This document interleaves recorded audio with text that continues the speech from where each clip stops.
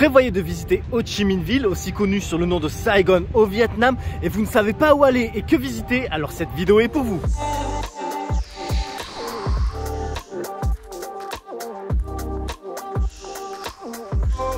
Salut les amis, c'est Monsieur Puss et dans cette vidéo je vais vous donner un itinéraire complet sur 2 jours à Saigon au Vietnam. Et c'est parti les amis, on commence par 2 icônes de la ville, la poste centrale de Saigon et la cathédrale de Saigon qui est actuellement en rénovation, mais je vais quand même vous montrer quelques images de à quoi elle ressemblait avant et à quoi elle va ressembler très certainement très bientôt. Voici Notre-Dame avec l'échafaudage et là une photo sans l'échafaudage devant prise en 2019. Elle ressemble donc à ça et ressemblera à ça. Ici c'est le côté de la cathédrale qui est déjà rénovée avec de nouvelles tuiles et les briques qui sont nettoyées et donc plus vives. Passons maintenant à la poste centrale de Saigon, construite à l'époque de l'Indochine quand les Français étaient au Vietnam, et on voit clairement l'influence française dans l'architecture de ce bâtiment. À l'intérieur, le lieu sert toujours de poste mais aussi pour la vente de souvenirs aux touristes. Ceci dit, ne manquez pas d'y jeter un coup d'œil, vous y verrez entre autres de magnifiques cartes peintes au mur comme celle-ci qui est le sud du Vietnam et une partie du Cambodge, ou encore celle-là de l'autre côté qui est une carte de Saigon et ses environs en 1892. Enfin, vous pouvez voir la charpente métallique dessinée par Gustave Eiffel. Cependant, l'architecte de la poste centrale de Saigon est Alfred Phuloc.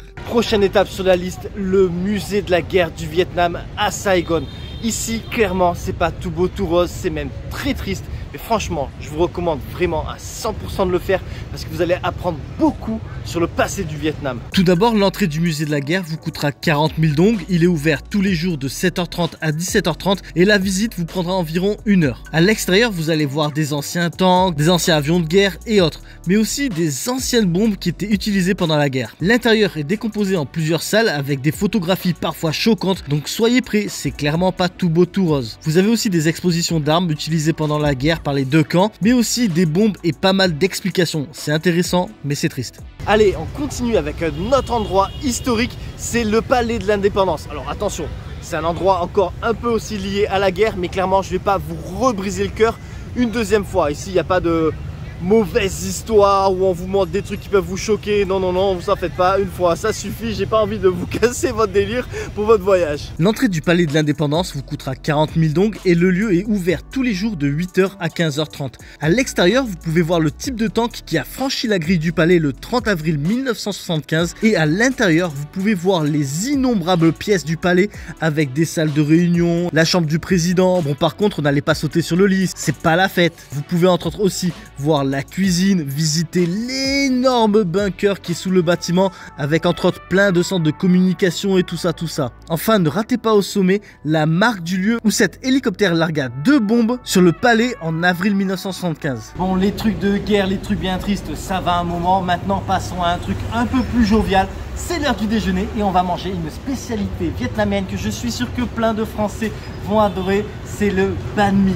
Le banh mi, c'est un sandwich vietnamien et je vous amène pas n'importe où. Et ce pas n'importe où, c'est ici, Banh Mi Huynh Hoa, dans le district 1. C'est clairement le meilleur banh mi de la ville, si ce n'est du Vietnam. Ces sandwichs sont énormes, super chargés, le double d'un banh mi normal. Et alors, quand vous l'achetez, on vous donne un gant en plastique et vous allez comprendre pourquoi. En fait, vous avez des légumes séparés du sandwich au cas où certains n'aiment pas, et c'est aussi plus simple pour eux à servir sans. Du coup, muni de votre gant, vous pouvez remplir ou non votre banh mi à votre goût. Et moi, bien évidemment, j'ai choisi de tout mettre. Bah oui, pourquoi faire les choses à moitié? Et voilà donc à quoi il ressemble maintenant. Il est bien plein. Et après, vous avez juste à déguster.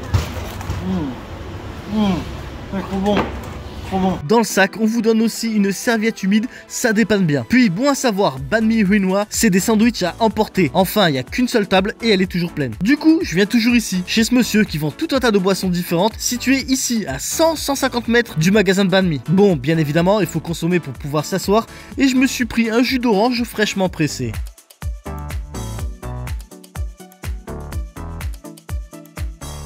On continue la visite de Saigon tranquillement, histoire de vous laisser du temps pour digérer ce banh mi énorme. Et pour ça, on monte au 75e étage du Landmark 81 et je vous montre pourquoi. Pour info, le Landmark 81, c'est cette tour ici. C'est la plus haute tour du Vietnam, elle fait 461 mètres. Quand vous venez au Landmark 81, vous avez 2 options. La première option, c'est vous montez à l'Observation Deck. De là, vous avez une vue à 360 degrés. Ça coûte 300 000 donc pour y accéder, ce qui fait plus ou moins 12 €.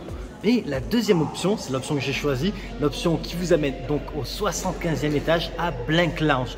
Ici, c'est un café avec une vue à 270 degrés sur la ville. Vous voyez donc la partie principale. Et franchement, c'est un meilleur plan parce que vous prenez un café. Donc oui, le café est cher, mais en fait, vous avez accès à la vue. Alors, le café comme le cappuccino là, que j'ai pris, qui coûte 180 000 dong, ce qui fait en euros, je mets le prix juste dessous. En échange, vous avez la vue. Donc en fait, ça fait moins cher, vous avez une boisson. Donc c'est un bon plan, non? Comme vous voyez, de ce café, vous avez vraiment une super vue. Regardez là comme on voit bien le fleuve. Et donc, vous pouvez vous promener tout autour après avoir commandé votre consommation et vous asseoir au bord de la baie vitrée. Et regardez, il y a même des coins sympas, un peu privés comme ça. Franchement, c'est top. Mais moi, mon endroit préféré, c'est clairement la terrasse en plein air avec une vue à plus de 180 degrés sur la ville. Regardez toute la superficie que vous pouvez voir depuis la terrasse. Franchement, c'est vraiment le meilleur endroit de Blank Lounge. Regardez, en plus, vous faites face au centre-ville. J'adore.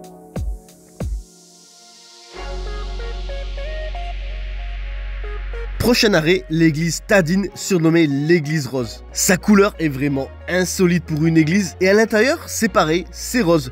En face de l'église rose, vous avez un petit café qui s'appelle Concafé. De là, ce qui est génial, c'est que vous avez une terrasse avec une vue de malade sur l'église rose, donc sur Tadin Church, sur l'église Tadin. Et en plus de ça, ici, vous pouvez goûter à leur fameux café à la noix de coco. Alors je sais que vous allez dire, ouais monsieur Puss, on a déjà bu un café à Blank Lounge. Ben ouais, non mais à Blank Lounge, vous n'êtes pas obligé de prendre un café, vous pouvez prendre ce que vous voulez. Mais ici franchement, goûtez au café à la noix de coco, c'est super bon. Et en plus vous avez une super vue depuis la terrasse, donc tout bénef. En plus, j'aime bien la déco de ce café. Franchement, c'est une bonne adresse. Juste à côté de Concafé, là vous avez bu votre café à la noix de coco, il y a un petit parc et franchement c'est sympa, juste même 10 minutes, un quart d'heure, marchez, vous vous coupez du bruit et vous brûlez aussi des calories pour la prochaine destination, car oui on va encore manger, voilà c'est l'heure du dîner, ça va être l'heure du dîner, du coup on brûle les calories à l'avance. Et donc, bienvenue au parc Levantam, un cocon de verdure au milieu de la jungle urbaine où il fait bon se balader ou même s'asseoir et se détendre quelques instants ou encore observer les locaux faire leur sport. D'ailleurs, rien ne vous empêche de faire comme eux. Non loin du parc Levantam, je vous emmène dans une petite rue à 5 minutes à pied pour aller chez Pho Nou, qui sert entre autres le fameux bol de nouilles vietnamiennes Pho. Ici, c'est un petit bubu qui paie pas de mine, mais ne vous fiez pas aux apparences car croyez-moi, on y mange bien, même très bien. Regardez-moi ça, ça a pas l'air trop appétissant, non? Et donc ici, j'ai mangé leur pho, recette maison avec plein de légumes qui c'était trop bon. Et j'ai aussi goûté à leur ban bao, car oui, ici ils proposent plusieurs spécialités vietnamiennes, toutes trop bonnes. Et enfin, pour cette première soirée, je vous laisse quartier libre, mais profitez-en, car le deuxième jour, ce sera pas pareil. Deuxième journée et on commence par un incontournable quand vous venez au Vietnam, le café. Le Vietnam est le deuxième plus gros producteur de café au monde. Il y a des coffee shops de partout, mais un que j'apprécie particulièrement à Saigon, c'est Café Lin. J'adore sa décoration ambiance Vietnam des années 90. En plus, le café est super bon. Je veux dire, pour moi, c'est mon café incontournable dans la ville. Voici Café Lin, qui est un coffee shop très populaire, notamment en soirée. Oui, en soirée. Ici, vous pouvez aussi bien vous asseoir dehors en terrasse pour votre café, ou sinon faire comme moi, s'il y a de la place, se mettre au balcon. Ensuite, vous avez également la salle au rez-de-chaussée, et là, c'est la salle à l'étage, tout aussi sympa. Puis comme je vous le disais, ici, ils servent du bon café, et vu la chaleur qu'il fait à Saigon, je me suis pris un café glacé. Vous allez voir, ce matin, on se la fait vraiment tranquille. Donc, après votre café à Café Lin, direction le marché Ben Thanh, et il est littéralement à moins de 200 mètres du Café Lin. Vous marchez la rue qui s'appelle Nguyen An Ninh et ça y est, vous y êtes au marché Ben Thanh pour faire des petits achats, des souvenirs, des contrefaçons, enfin tout ce que vous voulez quoi. Vous allez voir, il y a du choix. Maintenant, en parlant de marché, ça inclut traverser la route, ce qui peut être une sacrée expérience, surtout s'il n'y a pas de feu de circulation comme ici. Et donc, voici les règles à respecter pour traverser la route. Il faut que vous marchiez doucement, toujours à la même allure pour que les scooters puissent vous éviter. Et surtout à ne pas faire, ne courez pas, ne vous arrêtez pas et par-dessus tout, ne faites pas marche arrière. Si vous respectez ces règles, vous allez arriver de l'autre côté entier. Ceci dit, voici le marché Ben Thanh, très connu dans la ville, aussi bien par les Vietnamiens bien que par les touristes. Mais pas pour les mêmes raisons. Ici, les touristes, ils viennent notamment pour faire du shopping dans ce bazar à la vietnamienne. Vous pouvez acheter tout un tas de souvenirs en tout genre, mais vraiment tout un tas. D'ailleurs, n'oubliez pas de négocier ici, sinon vous allez payer prix fort. Là, vous voyez cette calculatrice? Elle est faite pour ça. Affichez le prix de chaque négociation. Ensuite, comme je vous l'ai dit, il y a tout un tas de contrefaçons en tout genre, mais aussi du café ou du thé vietnamien et tout un tas d'autres bonnes choses du pays. Vous pouvez aussi venir manger au marché Ben Thanh. Il y a plein de stands qui servent des plats fraîchement préparés. Alors c'est un peu plus cher que dehors, mais rien de fou, cela reste abordable. Maintenant, voici le côté pour les Vietnamiens. Ici, c'est la partie du marché où on y trouve des légumes, des fruits et tout un tas de produits frais. Regardez, il y a même le vendeur de glace pilée. C'est sympa à voir.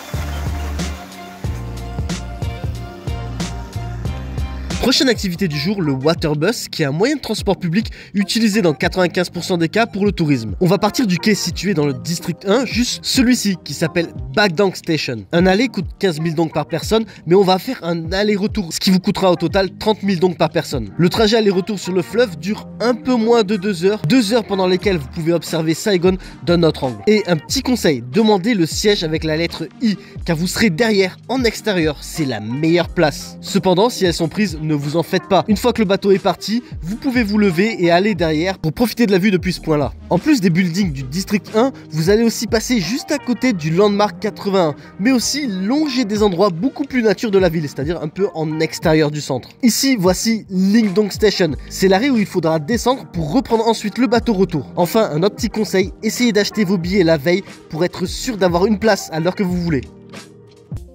Pour manger ce midi, je vous emmène dans cette petite allée située 158 rue Pasteur dans le district 1. Ici, on va à Secret Garden, qui est un restaurant vietnamien que j'adore. Et donc, rentrons dans ce bâtiment et montons au 4e et dernier étage. Encore une fois, ne vous fiez pas aux apparences. Et tada, nous voici arrivés à Secret Garden. C'est un restaurant qui est une terrasse couverte. Perso, j'adore l'atmosphère du lieu. Ici, ils servent tout un tas de spécialités vietnamiennes délicieuses. En voici quelques-unes. Ils servent aussi des jus faits maison qui sont vraiment pas mal.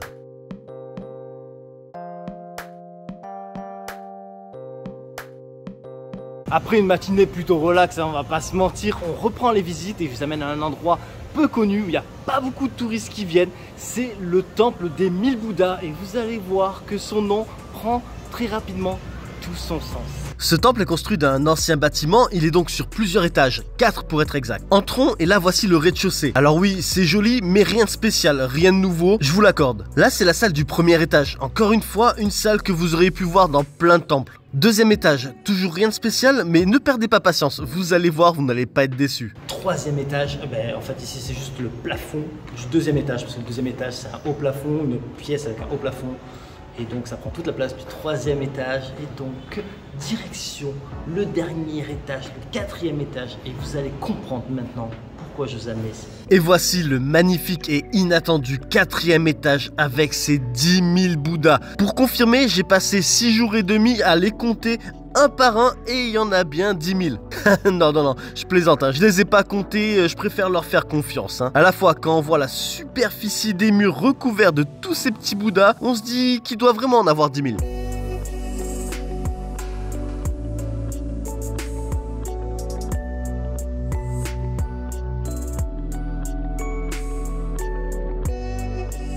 Deuxième temple de cette journée qui est situé dans le district 5, c'est le temple Ba Tien Hao que je dois prononcer horriblement. C'est un temple chinois très fréquenté et qui vaut la peine d'être visité. Une chose que j'adore ici, c'est ces encens en forme de serpentin. Je trouve que ça fait trop beau. Maintenant, aussi bien ce temple que le temple précédent sont gratuits. Il n'y a pas d'entrée à payer. Et une chose à pas manquer à Ba Tien Hao, c'est toutes les statuettes entières cuites qui retracent une histoire. Pour les voir, c'est simple, il suffit de lever la tête.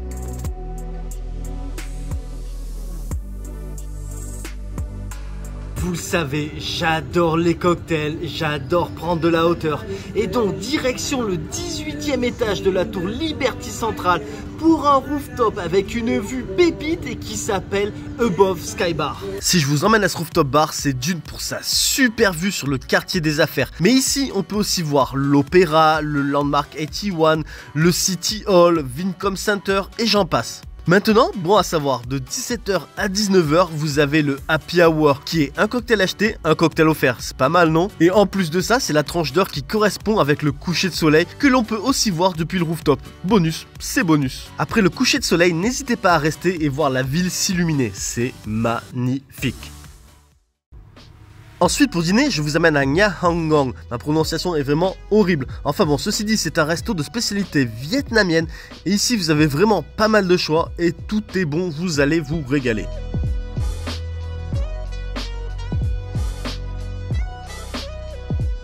Pour finir, direction Nguyen Ray Street, c'est une grande place pleine de vie sur laquelle vous pouvez vous balader. Elle commence au niveau du City Hall que vous voyez au premier plan et va jusqu'au fleuve. D'ici, vous pouvez en profiter pour voir entre autres l'Opéra de Saigon ou le fameux Coffee Apartment qui est un immeuble dont les appartements sont des cafés ou des petits business. Et enfin, il y a plein de street performers ici, en bref, vous ne vous ennuyez pas.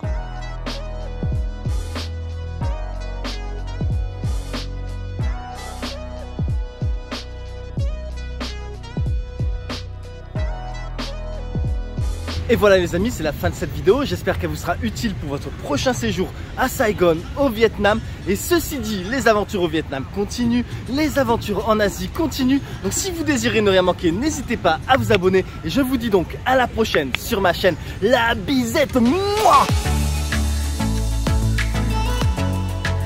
Je vous remercie d'avoir regardé ma vidéo et j'espère qu'elle vous sera utile pour votre prochain voyage. À bientôt.